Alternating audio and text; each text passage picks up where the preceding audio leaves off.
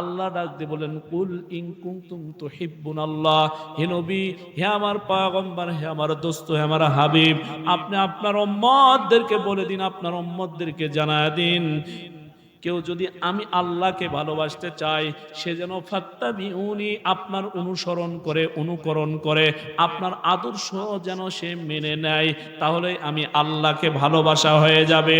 আর আল্লাহকে যে ভালোবাসবে, আল্লাহ ডাকতে বলেন ওয়াগফির লাকুম যুনুবাকুম, আল্লাহ বলেন আমি আল্লাহকে যে ভালোবাসবে তার জিন্দেগির গুনাহ, জিন্দেগির যত অপরাধ আছে আমি আল্লাহ সব অপরাধগুলো মাফ করে দিব।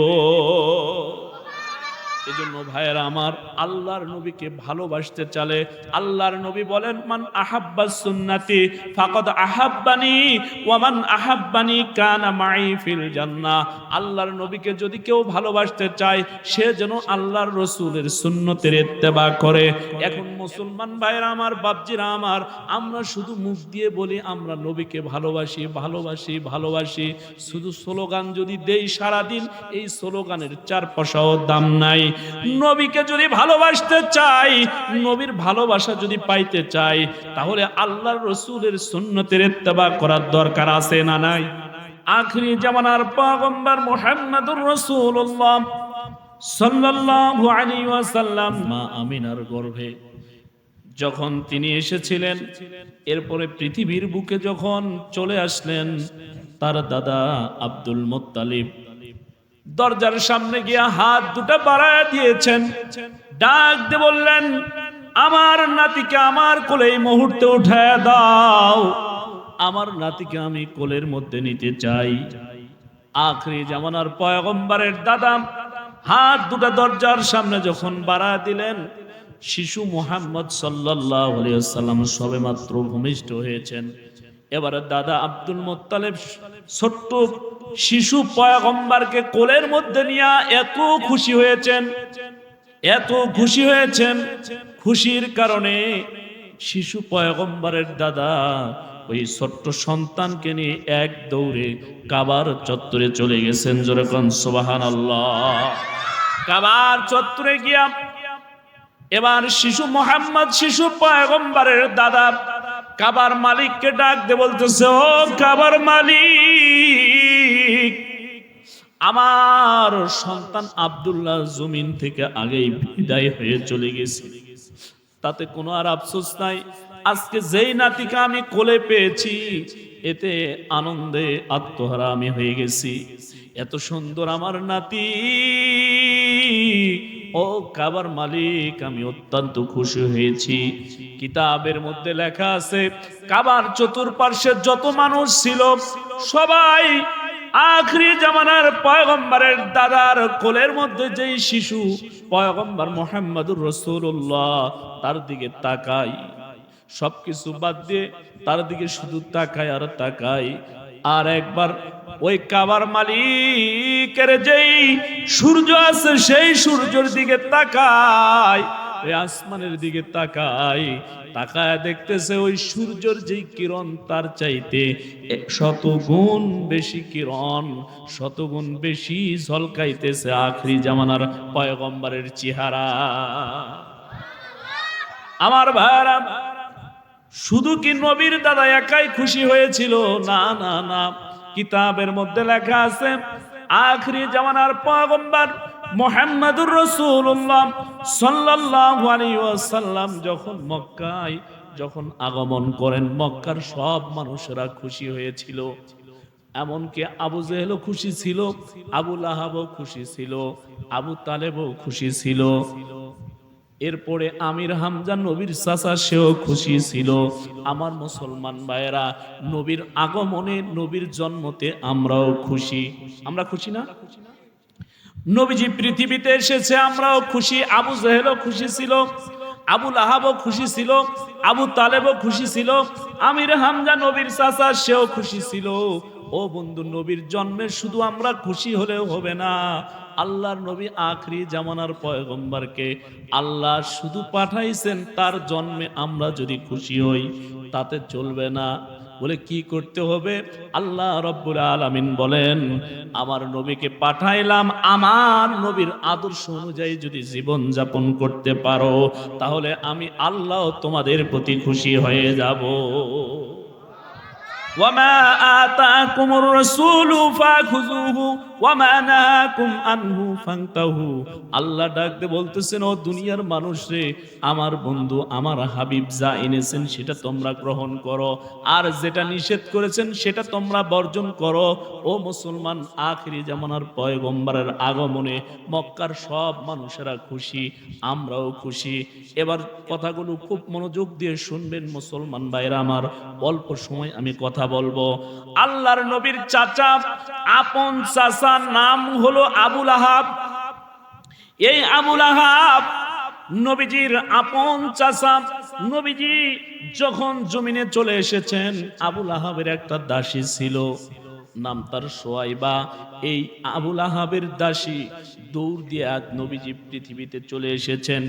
এক দৌড়ে গিয়া আবু লাহাবের দাসী আবু লাহাবের কাছে সোয়াইবা যায়, ডাকতে বলতেছেন, ও গো আমার মুনিব, আপনার মরা ভাইয়ের একটা সন্তান হয়েছে। আমি পৃথিবীতে এত সন্তান দেখেছি, আমার জীবনে কখনোই এরকম এত সুন্দর সন্তান কখনোই দেখি নাই। এবার আবু লাহাব ডাকতে বলতেছে, ও সোয়াইবা রে, তুমি তো কখনোই আমার বাড়ি থেকে বের হয়ে অন্য কোথাও যাও না। আমার তুমি হলে গোলাম, আমার তুমি দাসী, তুমি কোথাও যাও না। আজকে যখন তুমি দৌড় দিয়ে আসিয়া আমার মরা ভাইয়ের একটা সন্তানের খবর তুমি দিয়েছো, এতে আমিও খুশি হলাম। আমি খুশি হয়ে আজকে ঘোষণা দিলাম, দুইটা আঙ্গুল উঁচু করে আবু লাহাব এরকম করে দাসীর দিকে আঙ্গুল দুটো উঁচু করে বললেন, যাও, তোমাকে আমি আজাদ করে দিলাম। সুবহানাল্লাহ বলেন। নবীজির আগমন হয়েছে, খবর দিয়েছে। আবু লাহাব খুশি হয়ে এই দুটো আঙ্গুল উঁচু করে বললেন, যাও, তোমাকে আমি আজাদ করে দিলাম, মুক্ত করে দিলাম, তুমি যাইতে পারো, চলে যাও। আমার মুসলমান ভাইরা, এই আবু লাহাব কিন্তু জান্নাতি না, এই হলো জাহান্নামী। আল্লাহ বলেন, তাব্বাত ইয়াদা আবি লাহাবি ওয়া তাব। জোরে কোন আল্লাহু আকবার। আল্লাহ ডাকতে বললেন, ও দুনিয়ার মানুষ রে, আমি আল্লাহ ঘোষণা করে দিলাম, আবু লাহাবের দুই হাত আমি আল্লাহ ঘোষণা দিলাম ধ্বংস হবে। আমার মুসলমান, আবু লাহাব জান্নাতি না জাহান্নামী? আবু লাহাব হলো জাহান্নামী। কিন্তু নবীজির আগমনে আবু লাহাব এত খুশি হলেন, খুশির কারণে তার সেই দাসীকে সে আজাদ করে দিল, মুক্ত করে দিল।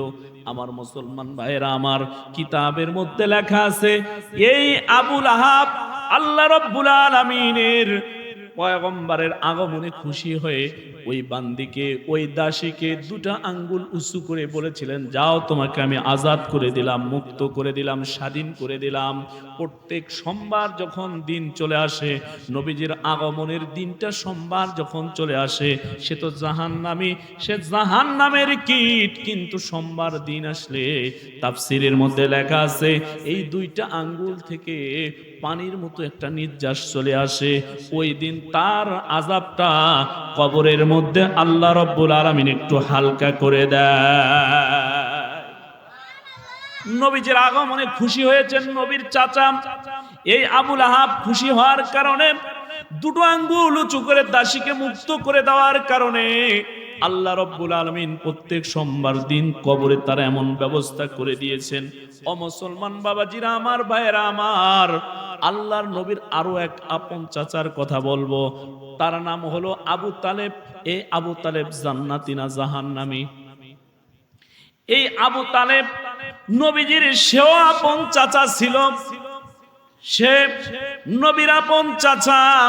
আল্লাহর নবীকে এত মোহাব্বত করতো, এত ভালোবাসতো, তার আপন সন্তান হযরতে আলীকে যতটা ভালোবাসতো, তার চাইতো আখিরি জামানার পয়গম্বরকে বেশি ভালোবাসতো।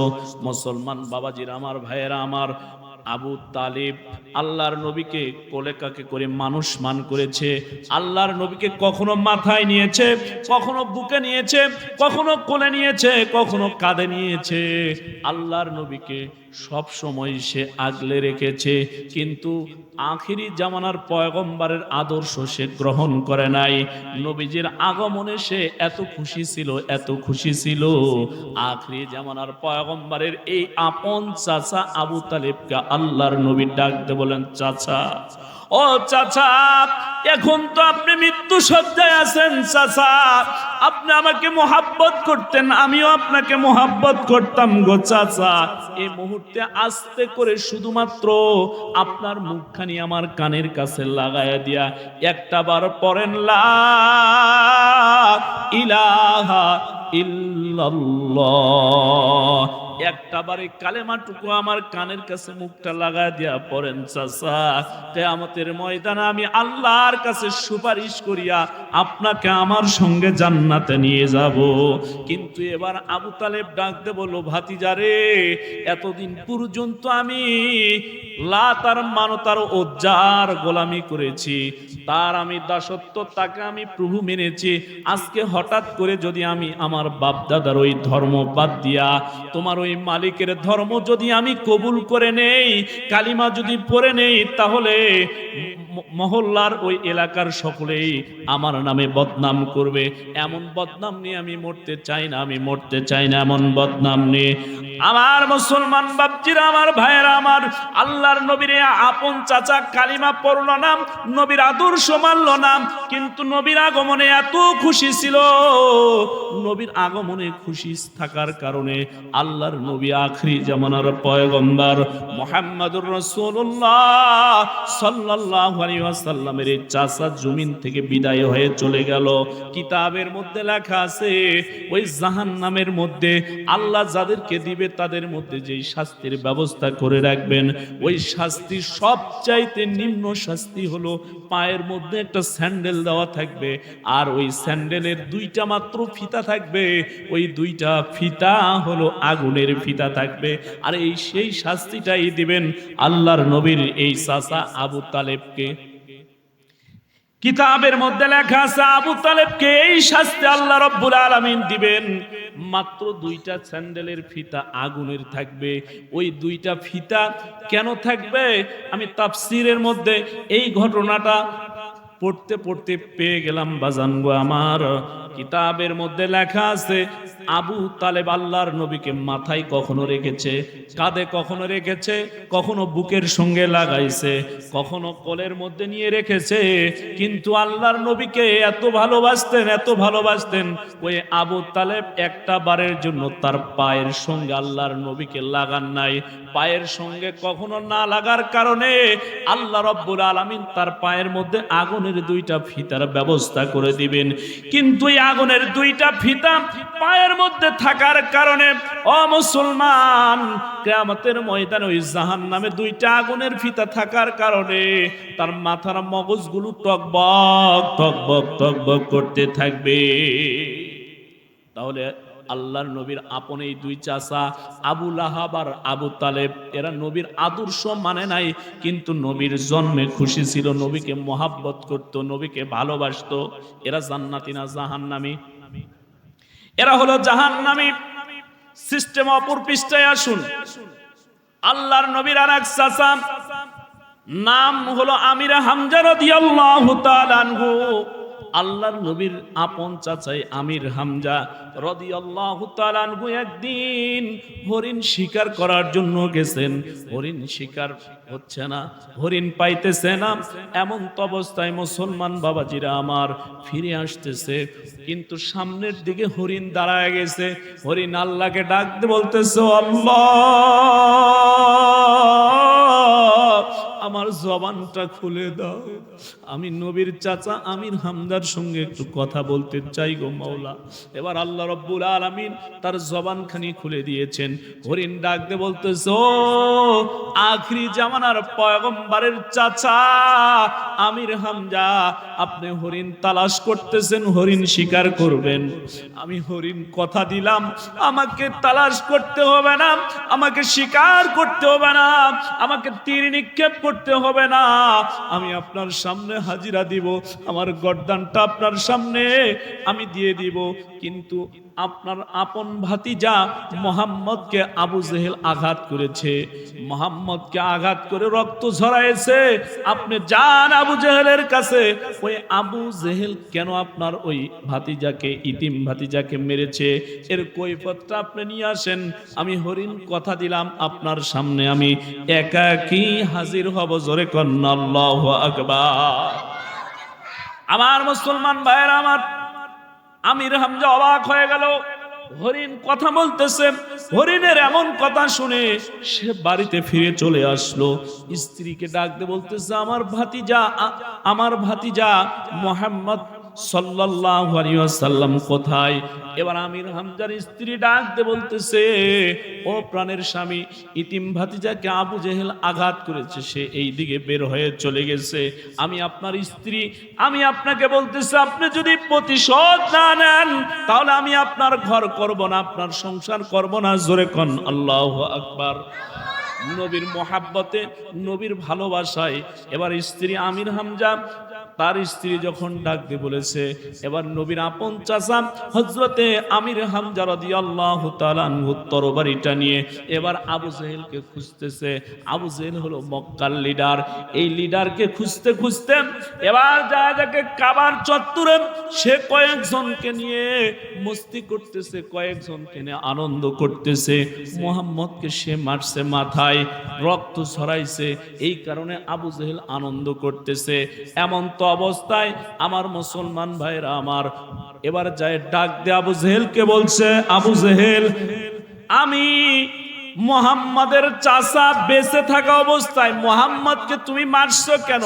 বলে আমাদের বাপ দাদার ধর্মের মধ্যে কালি লাগাইতেছে, এই কারণে আমি মারছি। আমার কালেমার দাওয়াত দিতেছে, এক আল্লাহর দাওয়াত দেয়, এই কারণে আমি তাকে মারছি। মাথার মধ্যে আঘাত করছি, রক্ত ঝরাইছি।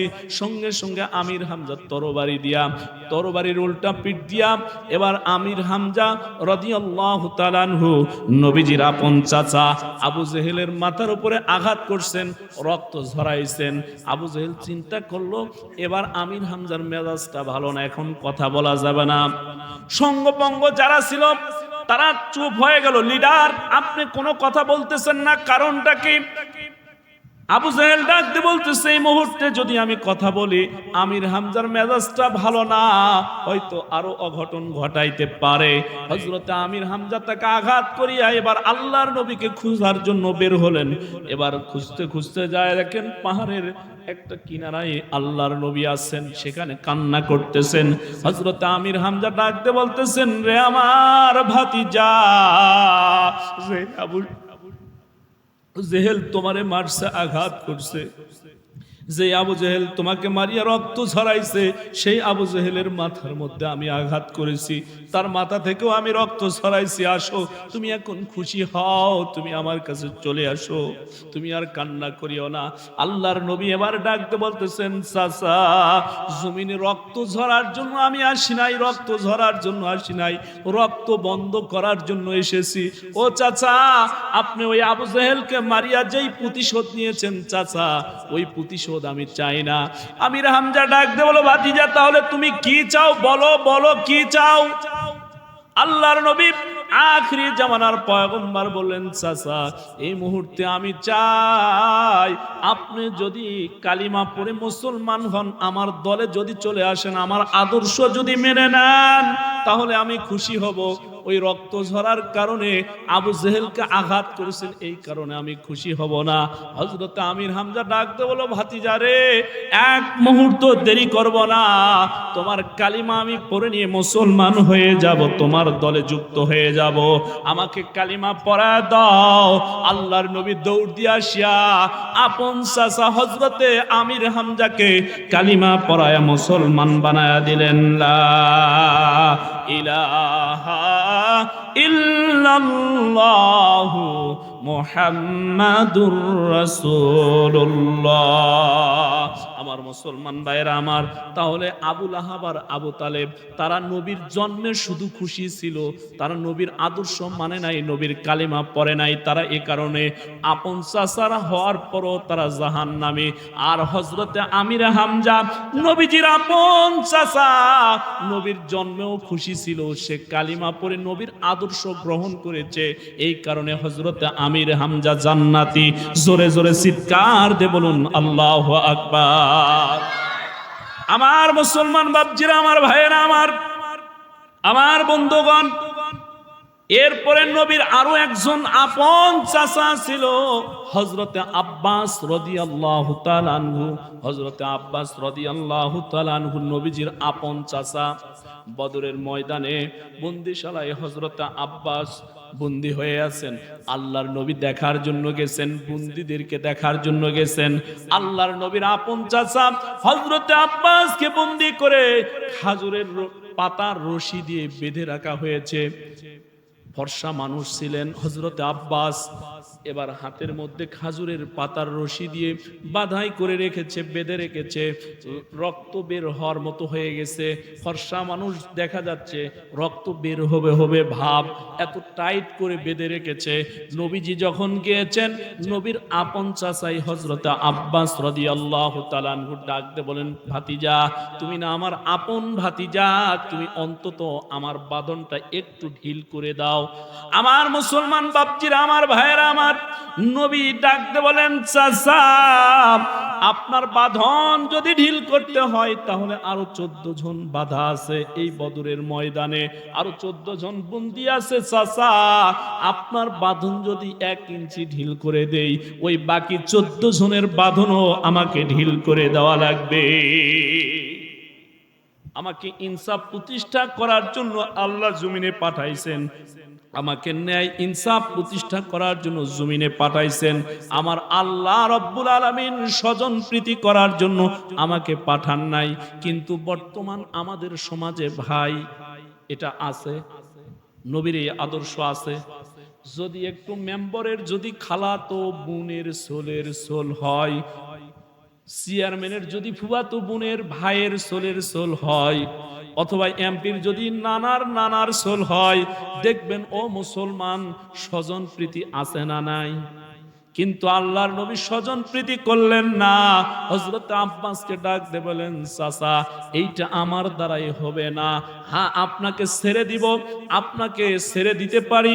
আপনি যদি এই মুহূর্তে, আপনাকে বন্দী করে রাখা হয়েছে, যদি আপনি এই বন্দী থেকে মুক্তি পেতে চান, তাহলে আপনার কিছু অর্থ এখানে দিতে হবে। আল্লাহর নবীর আপন চাচা হযরত আব্বাস রাদিয়াল্লাহু তাআলা আনহু ডাক দিয়ে বলেন, ভাতিজারে, আমার কাছে তেমন তো এখন কিছু নাই, আমি দিব কি দিয়ে মুক্তি নিব? মুক্তিপণ হিসাবে আমি কি দিব? আল্লাহর নবী বলেন, চাচা, মুক্তিপণ যদি আপনি দিতে পারেন তাহলে আপনাকে ছেড়ে দিব।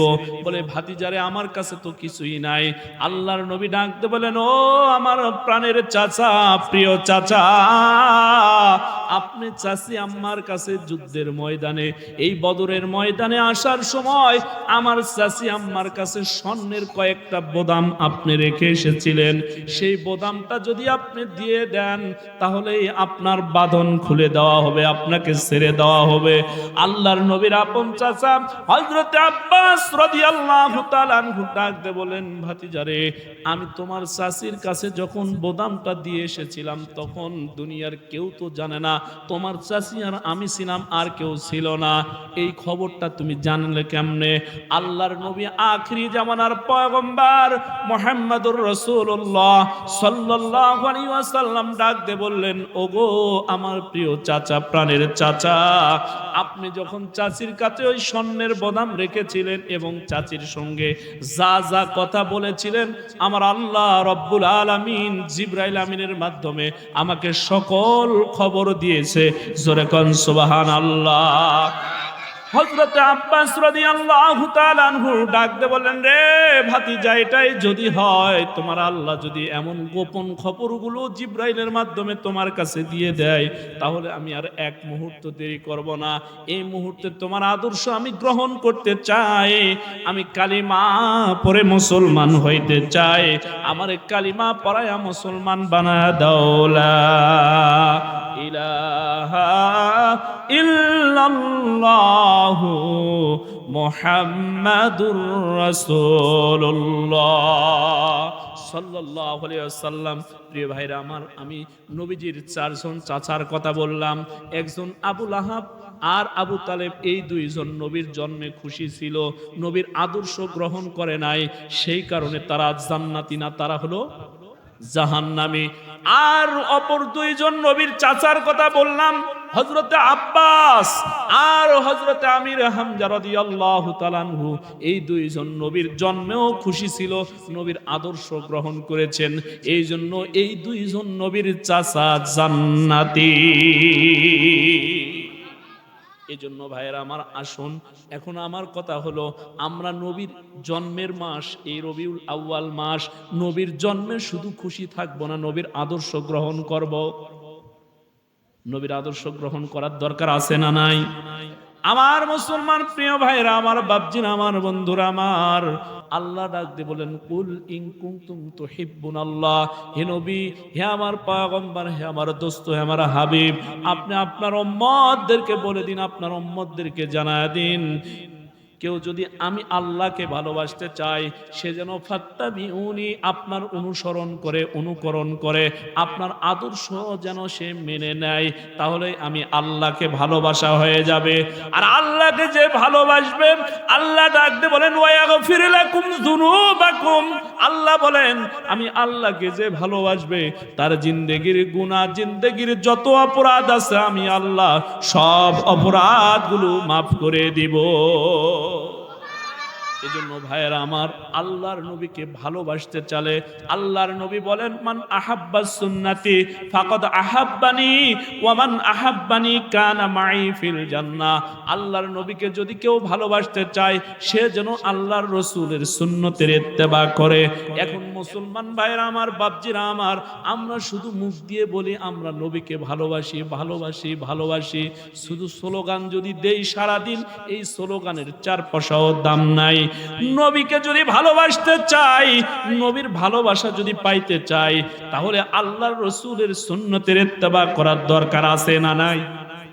আল্লাহর রাসূলের সুন্নতের ইত্তেবা যদি করতে পারি, রাসূলের সুন্নত মাফিক যদি, রাসূলের সুন্নত নিয়ে যদি আমরা চলতে পারি, আহারে মুসলমান, হয়তো টাকা নাই, পয়সা নাই, ধন নাই, সম্পদ নাই, ওই মক্কা মদিনায় যাওয়ার মতো হয়তো আল্লাহ অর্থ সম্পদ, টাকা পয়সা, ধন সম্পদ কোনো কিছু দেয় নাই, কিন্তু নবীর সুন্নত, নবীর আদর্শ অনুযায়ী যদি জীবন জিন্দেগি অতিবাহিত করতে পারি, ওই মদিনাওয়ালা বলেন, তুমি যখন আমি রাসূলের সুন্নত মাফিক যখন জীবনটা অতিবাহিত করবে, আমি মদিনাওয়ালা মদিনায় থাকবো না, ওই মদিনা থেকে তোমার সঙ্গে সাক্ষাৎ করার জন্য চলে আসব। তার বাস্তব ছোট্ট একটি ঘটনা আপনাদেরকে বললে আপনারা সহজে বুঝবেন। আমার মুসলমান ভাইরা আমার, হযরত শাহ ওলিউল্লাহ মুহাদ্দিস দেলবি রাহমাতুল্লাহি আলাইহি আল্লাহর রাসূলের সুন্নত অনুযায়ী জীবন জিন্দেগি অতিবাহিত করতেন। হযরত শাহ ওলিউল্লাহ মুহাদ্দিস দেলবি রাহমাতুল্লাহি আলাইহি ছাত্রদেরকে হাদিস পড়াইতেন, আর রাসূলের জীবনটা যখন রসুলের জিন্দেগি যখন ছাত্রদেরকে পড়াইতেন, নিজে যখন হাদিস খানা পড়তেন, রসুলের চেহারাটা কেমন ছিল, রসুলের চুলটা কেমন ছিল, রসুলের চোখটা কেমন ছিল। হযরতে ওলিউল্লাহ মুহাদ্দিস দেহলভী রাহমাতুল্লাহি আলাইহি বলেন, আমি যখন হাদিস পড়ি, আমি যখন ছাত্রদেরকে হাদিস পড়াই, নবীজির জীবনী যখন পড়ি, আল্লাহর নবীর চেহারাটা ছিল বাদামি রঙের, আল্লাহর রসুলের চুলগুলো ছিল সামান্য একটু কোকড়া কোকড়া ছিল, রসুলের দাড়ি মোবারকটা এত সুন্দর ছিল, চেহারাটা এত সুন্দর ছিল। আহারে মুসলমান, আম্মা জান আয়েশা সিদ্দিকা রাদিয়াল্লাহু তাআলা আনহা বলে, আল্লাহর নবীর চেহারাটা এত সুন্দর, এত সুন্দর ছিল, আমার ঘরের মধ্যে যখন আলো ছিল না, বাতি ছিল না, আল্লাহর নবী যখন ঘরের মধ্যে আসতো, ওই পূর্ণিমার চাঁদের চাইতো আমার ঘরটা বেশি আলোকিত হয়ে যাইতো। আমার মুসলমান ভাইরা, আমার বাপজিরা, আমার আল্লাহর নবী হযরতে ইউসুফ পয়গম্বর ছিলেন, যার চেহারাটা এত সুন্দর ছিল। ইউসুফ পয়গম্বরের দিকে মিশরের মহিলারা তাকায়া থেকে নিজের হাতটা কেটেছে, এত সুন্দর চেহারা ছিল। কিন্তু ওই মিশরের মহিলাদের সামনে যদি আল্লাহর নবীকে দাঁড় করে দেওয়া হতো, আল্লাহর নবীর চেহারার দিকে তাকাইলে, আল্লাহর নবীর চেহারার দিকে তাকায় থাকতো, হাতের আঙ্গুল কাটতো না, কাটতো না, তারা সরাসরি নিজের কলিজা কেটে বের করে দিত। এত সুন্দর চেহারার অধিকারী আপনার আমার নবী ছিল বন্ধু। আল্লাহর নবীর নাতি হযরতে হাসান আর হুসাইন রাদিয়াল্লাহু তাআলা আনহু দুইজন ক্ষুধার্ত, খাবার নাই। হযরতে আলী মা ফাতেমার ঘরে খাবার নাই, দুইজন ক্ষুধার্ত। এবার মাকে ডাকতে বলতেছে, মা খাবার দাও। মা হযরতে ফাতেমা নবীজির মেয়ে ডাকতে বলে, রে আমার হাসান, রে আমার হোসাইন, ঘরের মধ্যে কোনো খাবার নাই। দুইজন ডাকতে বলে, মা খাবার যদি ঘরের মধ্যে না থাকে, 3টা দিন হয়ে গেল মা, অনাহারে আছি আমরা, আর কতই অনাহারে থাকবো রে মা। হযরতে হাসান হযরতে হোসাইন ডাকতে বলতেছে, মা ক্ষুধার জ্বালা তো সইতে পারি না রে মা, কি করব। মা ফাতেমা ডাকতে বলে, রে হাসান, রে হোসাইন, যাও যাও তোমার নানার দরবারে চলে যাও। হযরতে হাসান আর হোসাইন 3 দিনের ক্ষুধার্ত আল্লাহর নবী আখিরি জামানার পয়গম্বরের দরবারে চলে এসেছে। বাজান রে, নবীজি বয়ান করতেছে, নবীর মুখ থেকে যেন মুক্তা ঝরতেছে। হযরতে হাসান এক পাশে, হযরতে হোসাইন এক পাশে দাঁড়ায় চাতক পাখির মতো আখিরি জামানার পয়গম্বরের চেহারার দিকে তাকায় আছে, নবীজির কথাগুলো শুনতেছে। হযরতে হাসান আর হোসাইন ডাকতে বলে, আমরা 3 দিনের ক্ষুধার্ত, নবীজির দরবারে গিয়া নবীর কথাগুলো যখন শুনতেছিলাম, আল্লাহর নবীর চেহারার দিকে তাকায় থাকতে থাকতে থাকতে থাকতে আমাদের 3 দিনের ক্ষুধার্ত, আমাদের পেটের ক্ষুধা নিবারণ হয়ে গেছে, আমাদের ক্ষুধা কে যেন মিটায়া দিয়েছে। জোরে কান আল্লাহু আকবার। এত সুন্দর চেহারাওয়ালা নবী, আপনার আমার নবী আখিরি জামানার পয়গম্বর বলেন, দুনিয়ার মানুষ রে, আমি নবীর সুন্নতের ইত্তেবা যদি করতে পারো, আমি নবীর সুন্নতের মহাব্বত নিয়ে যদি দুনিয়াতে জীবন যাপন করতে পারো, আমি মদিনাওয়ালা মদিনায় না থেকে তোমার সঙ্গে সাক্ষাৎ করব।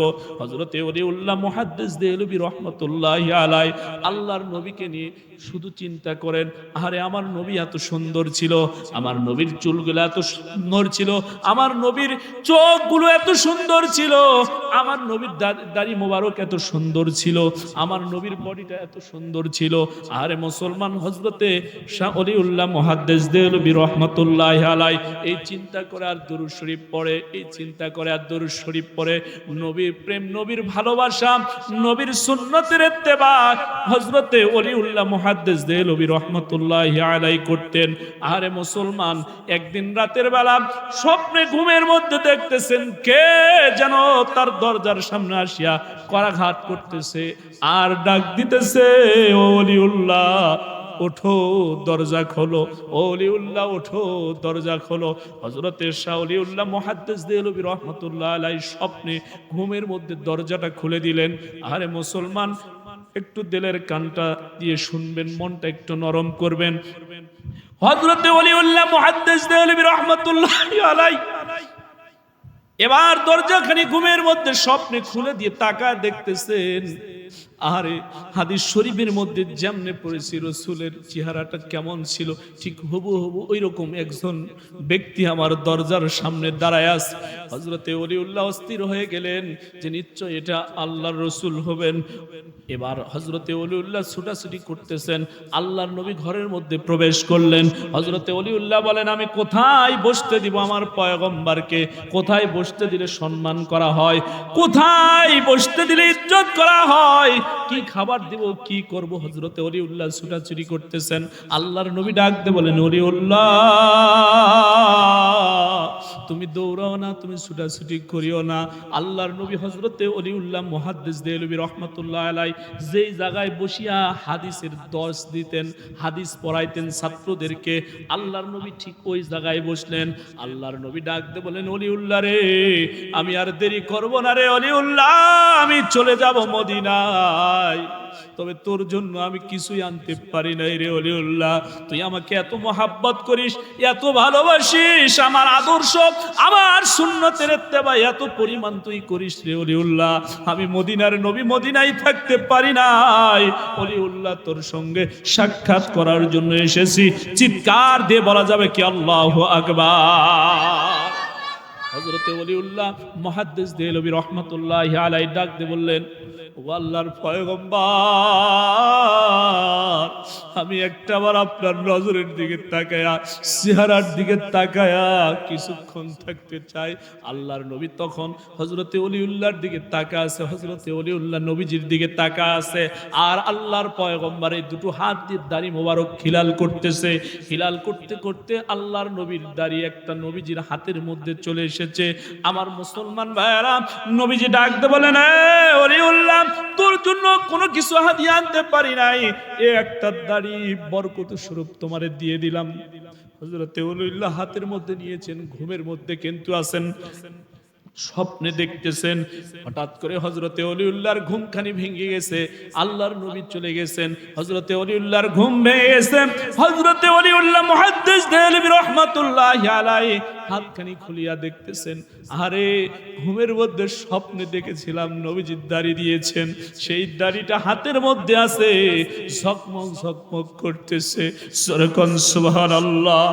আমার মুসলমান ভাইরা, রেশমি কাপড় দিয়ে হযরতে ওলিউল্লাহ দাড়ি মোবারককে ঢেকে নিয়েছেন, সুন্দর করে রেখে দিয়েছেন।